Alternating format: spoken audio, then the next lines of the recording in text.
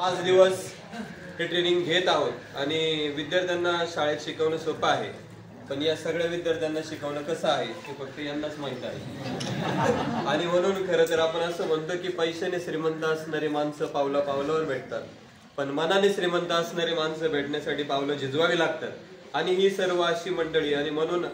आभाराचे भार कशाला, सत्काराला हार कशाला, आभार मानायचेच असतील तर हृदयाला दार कशाला, असं असलं तरी सुद्धा या ट्रेनिंगचे प्रमुख सन्माननीय संदीप गीते सर, समन्वयक सन्माननीय संजयजी पडवळ सर, सर्व रिसोर्स पर्सन आणि त्याचबरोबर या ठिकाणी उपस्थित असलेले सर्व